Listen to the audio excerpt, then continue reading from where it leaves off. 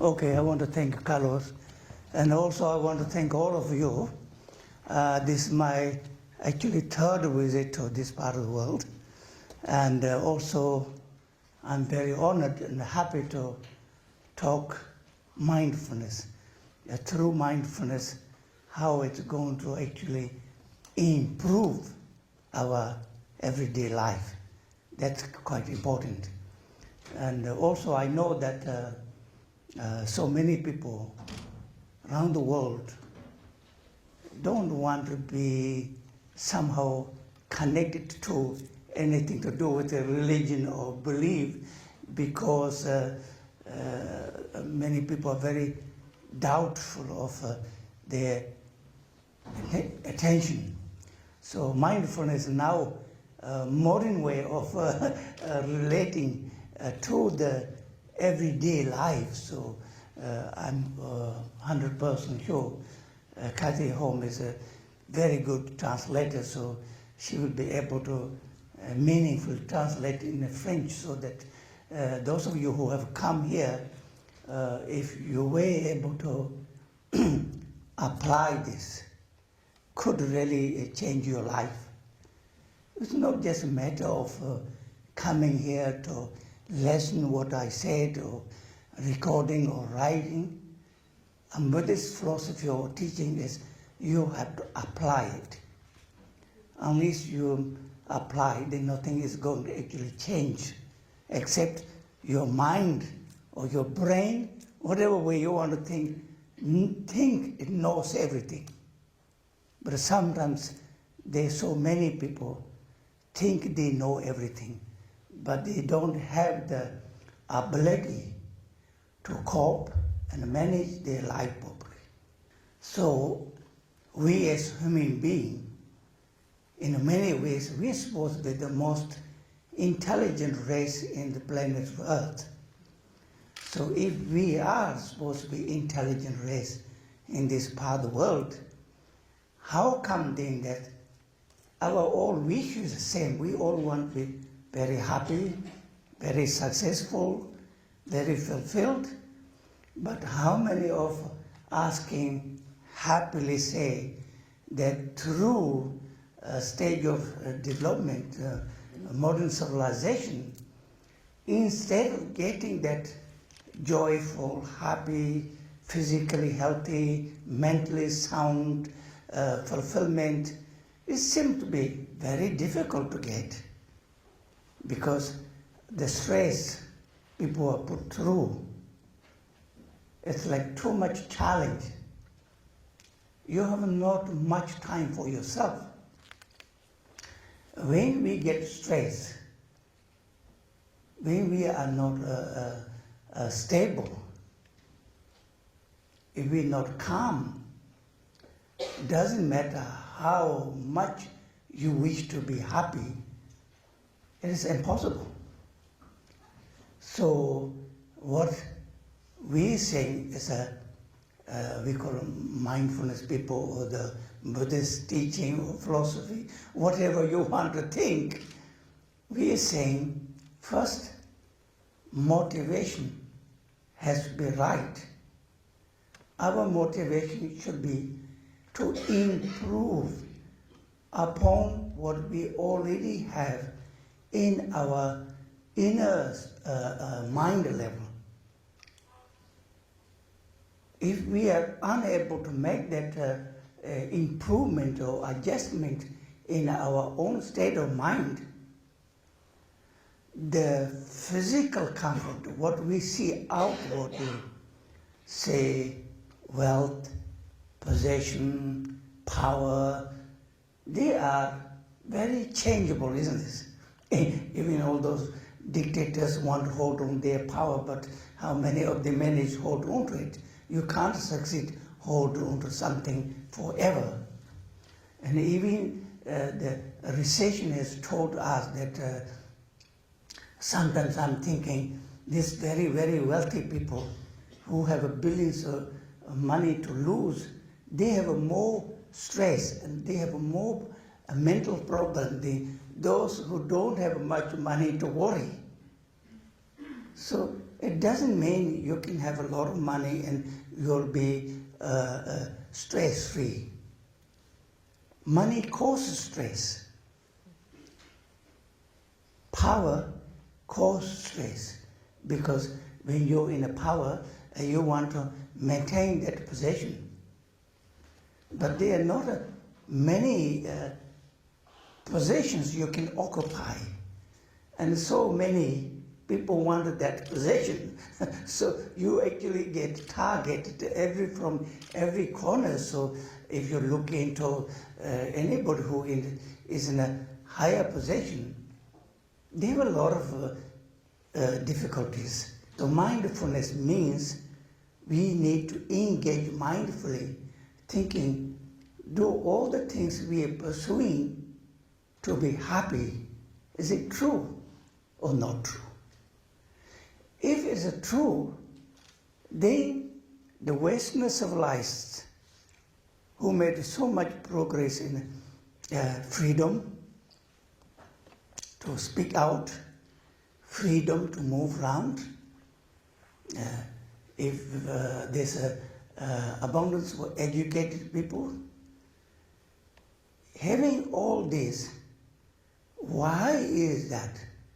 Then Europe or Western people have the worst mental problem, emotional problem. So if you see that way, then pursuing that actually path makes meaningless. Isn't that? Why do we pursue a path which is not actually delivering everlasting happiness or everlasting success? Always there's ups and downs and failure and success. So many people used to say it is a part of life. Sometimes we become so used to accept such simple scenarios, saying it's a part of life. But nothing is a part of life. We have a choice. So we as a human being must learn to make the right choice.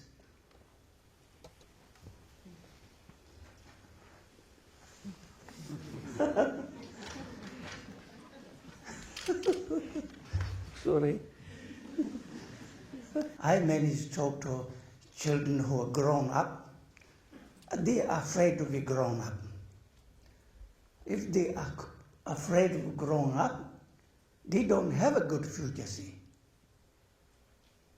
And then people who get in the middle age, they are afraid of getting old because they feel that they are rejected, they are not needed. Even I was talking to some very high-profile person saying, when I have a higher position, everybody wants to talk to me, everybody wants to invite me in a party. Now once I have giving up the job, nobody actually wants to talk to me or invite me. Then we are following a path of disaster, see. If we don't think of that when you are born, from the very beginning of when you're born, we start get old. So if we don't see aging as part of the life, and if we don't take care of people who are getting old, so we have no security, see. There is no joy of getting old because of rejection. And even you're the lucky one, even if you're put in older people's home, it's not interesting. You are put in that door, means from that day onward, you will never come out of alive. That's why so many older people refuse to go to old people's home. It is time for we as human beings give the children a proper a starting point. Like if parents who want to have children, they should never be father and mother unless they have the stability and wisdom and actually total commitment to give those children a future. And there are many people who manage to bring children in the world. They are abused, they are mistreated. So when they grow up, how many aging people now need to go to psychiatrists and therapists? The people who are grown up with a lot of difficulty in young age, their whole life has been ruined already. So that's not a good beginning. So this is where the mindfulness comes. In Buddhism, what is the proper motivation? Proper motivation is saying, I want to be happy, just like I want to be happy. Everybody else wants to be happy. So therefore, I would prefer all of you to have happiness than me. My suffering is one suffering. All of your suffering is millions of suffering. So if you follow the philosophy of Buddha's teaching, saying, I prefer to suffer for the sake of all of you. So we as human beings, through mindfulness, we know success or failure all depend on our stability of the mind, calmness, stability. And people who have a stability, calmness, wisdom, for these people, it's easy to forgive. For these people, it's easy to let go things. People who are not happy, stressed, unhappy, they don't have the wisdom, so they keep on grudges, they don't have the loving and the compassion to give to other people because they themselves are suffering. So I think if you really give enough time to think what makes you a wholesome person, when you are stable, when you are joyful, that very moment you feel, I am wholesome people. Otherwise, you could have many houses, but they're just empty houses. You're not happy in that empty, cool house. You could have a lot of money invested, but it's just number, just nothing more than number. You don't eat any better food than average people eat. You don't wear any better clothes than average people wear. So why do you actually completely submit yourself to the possession and the power and the wealth? According to Buddhism, it is totally greedy. Greedy means those things that are not actually necessary part of your life, but you can't stop chasing them. In return, you just suffer for no good reason. So it is like we really have to think, okay, old people, some people say, oh, I don't like old people. And old people think nobody likes us. But then we all get old, see. We as Yeshe, we as Lama, for me, every day is very precious to me. And if I'm able to remain 100 years, I'll be so happy for that. I will never be worrying getting old, see. I would like to get old with wisdom. Then sometimes I think, when your mind is not together, when there's not a full stability and calmness and wisdom, that way, even you have a lot of choices, you never manage to make the right choice. So we always keep the mistakes. So that's why so many marriage failure comes in Europe. If you have the wisdom and you choose who you want to be your partner, how could it can go wrong? But somehow there wasn't the stability and the calmness and the wisdom. So people seem to manage to pick up the wrong partner. So then as soon as you sort of go along with that person, then you see all the faults. So gaining stability, calmness, kind heart, forgiveness, working for the benefit for all being humanity is an essential part of our life. When we look into around the world, there are so many people being killed in the name of a belief system. There are so many people have been killed in the name of a different race and color. Yet, world is too small. We can fly from one corner of the world to other corner within 24 hours. And when we see people, whether you're black or white or brown or red, everybody is a very similar wavelength. We are all human beings. They all communicate, and they all have this need for friendship and happiness and fulfillment and joy.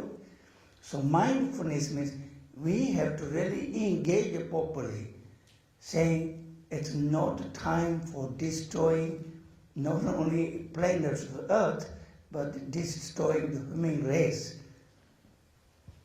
We have a responsibility. So then how we can walk this individually nowadays we call, whether from family to family or friend to friend, nobody actually takes responsibility. Always like to blame somebody else. And also when things even goes wrong, always point out somebody's fault, not my fault.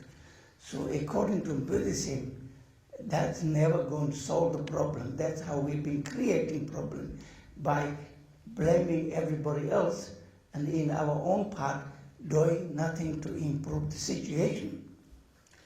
So nowadays, so-called mindfulness is taking like a fire around the world, because people who have objection in a religion, this has nothing to do with the religion, it's mindful, mind-attaining. But I ask you, what is useful and good to be mindful of all your neurosis? I mean, it's like if you're going to diagnose your sickness, you need a certain medication to free yourself from that sickness. So it seems to me, Buddha has found that 2,500 years ago. And the people who start mindfulness course, before they say nothing to have anything to do with Buddhism, now they say they should start in Buddhism because we need medication. So you should never need to be afraid because it's connected to religion. For me, Buddha has never ever said, I am the only teacher in the world. Buddha has never ever says, I am the only religion in the world. Buddha always says, whoever managed to do something good in this planet Earth is worthy to be respected. As a Buddhist teacher, like for myself, after 40 years, I built a good reputation. I go around the world talking how to do healing, how to work together. I work with all the interfaith group. I work with all the major religion group. I work with environmental people. I also work with race and relation sort of committee. I actually came to European Parliament 5 years ago, led by 22 of delegations from all the faith leaders. We call multi-faith, multi-religion, how we can influence the European the institution. I visited 2 days there. So my message to around the world is, you don't need to be afraid because some help is coming from some sort of belief system. So long as it works for you, it frees you from your poisons. There is nothing wrong where the medication comes from.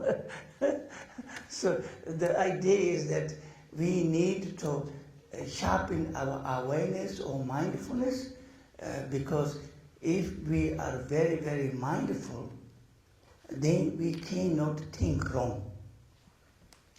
And if we do not think wrong things, then we can never say wrong things.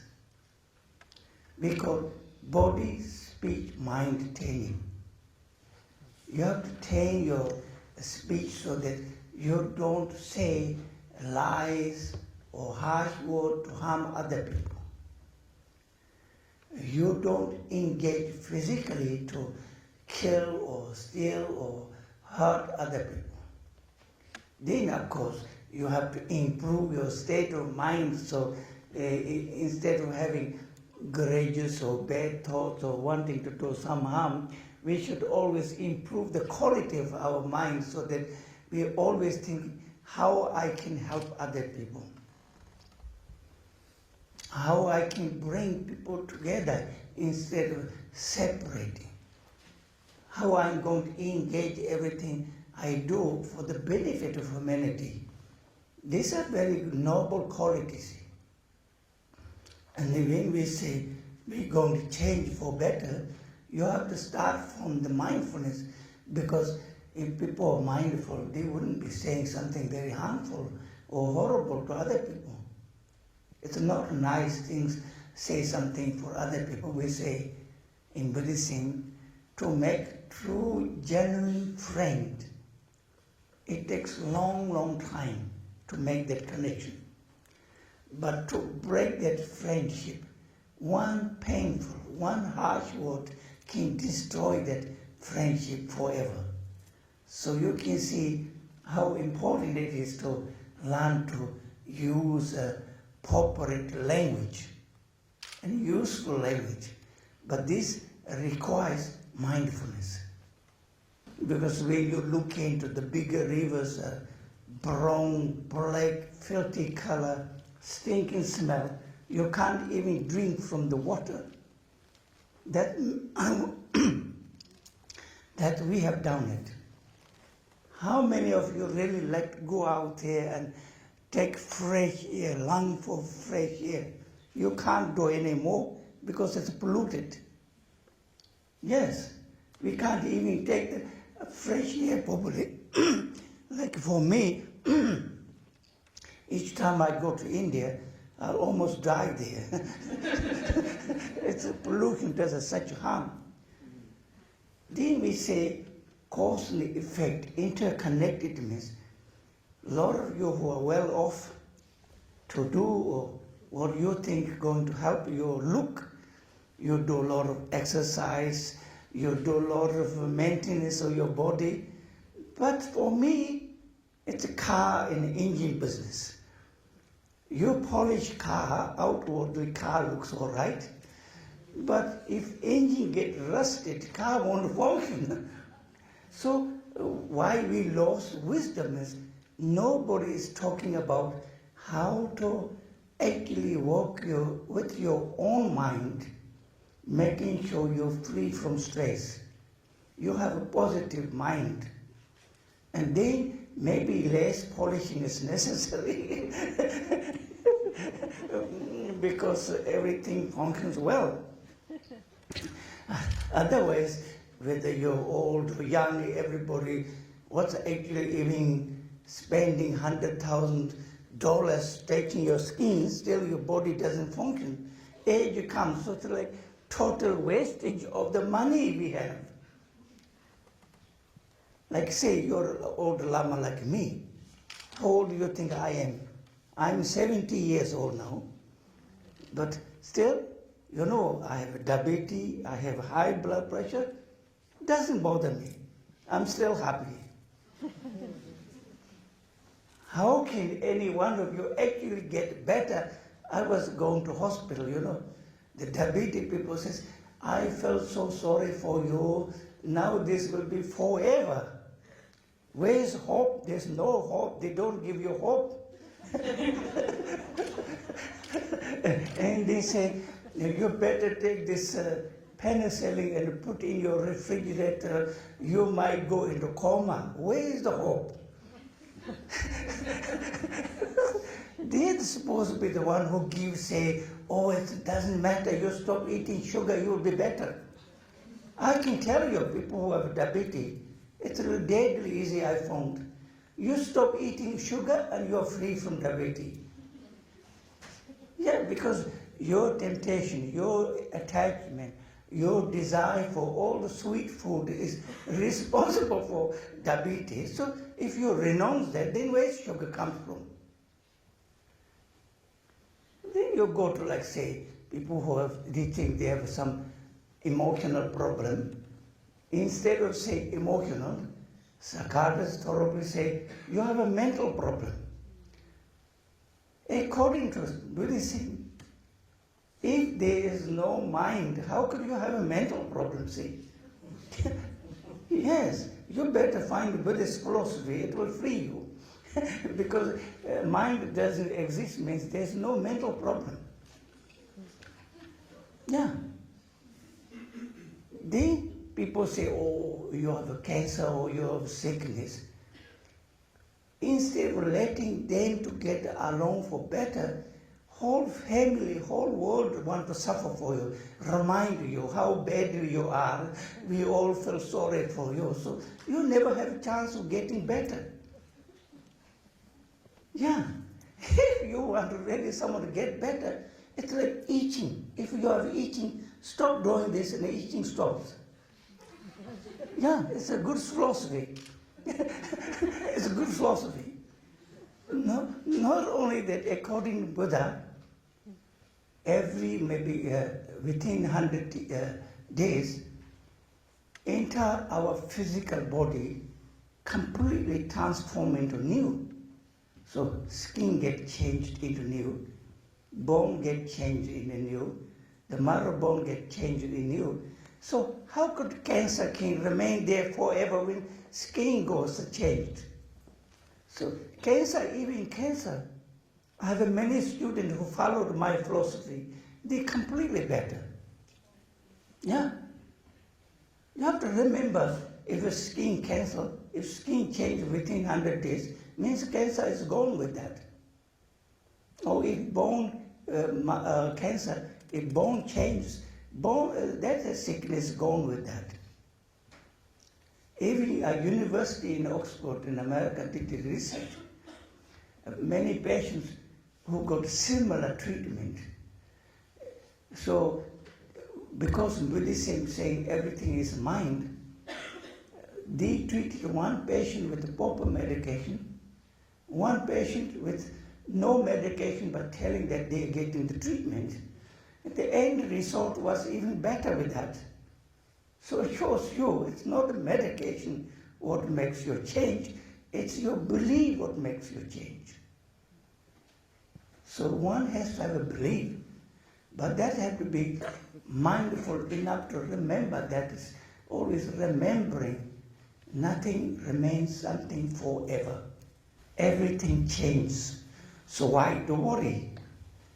I mean, we never think we are a different person every day, but we are a different person every moment. When you're conceived, it's like egg. When you're formed in a womb, it was like this. And when it came out, little eyes, little nose, and when gradually it start to grow, then you have they call teenage, little toddlers to teenage and the middle age and old. We are constantly changing.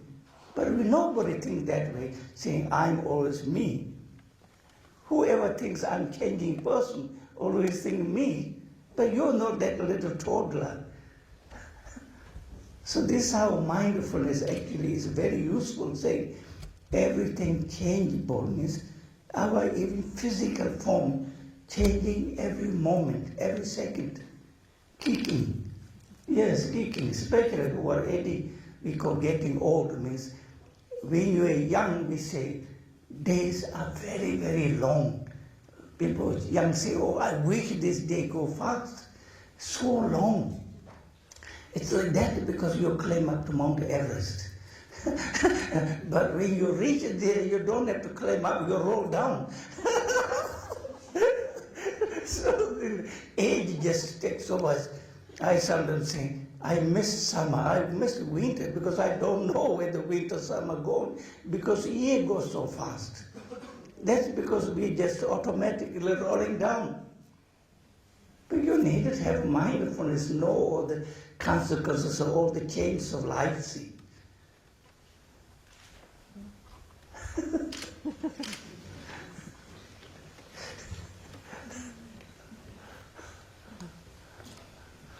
From today onward, you can say, I'm going to be very mindful to be kind and nice to my family. Those of you who have children, you say, from today onwards, I am going to bring them up with a lot of loving and caring so that they will manage their life better.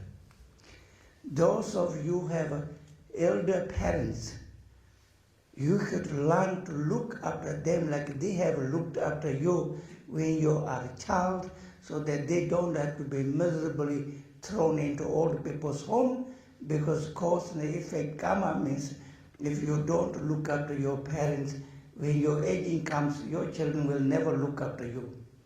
So principle number one is be responsible citizens. We are responsible of not polluting the Mother Earth so that we can all breathe fresh air. We are responsible not polluting the river so that one day we don't have to buy bottles like coming from USA or some far away, which is costing all this energy.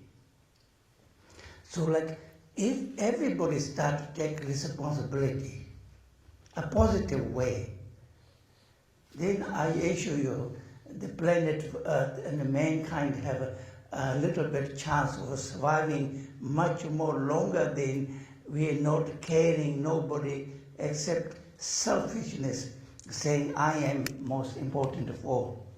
I want everything. I want to be happiest person. I want to be the richest person. I want to have the highest position. If we give into this me, due to this very reason, everybody else suffer. In the very beginning, every life form has equal opportunity, means there is always positive. Child doesn't born as a negative child. Child comes as very pure mind.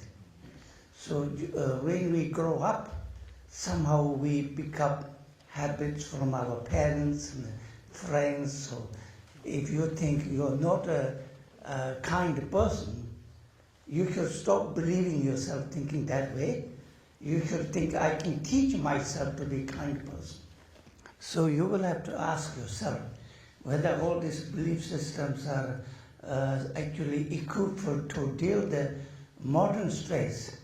I think Buddhism is the only one which is talking about mindfulness and meditation. I work with all the world faith leaders. In the meeting, we meet every 6 months. I said, we've been all these many years, everybody saying how precious is our belief system. And nobody is actually willing to work together.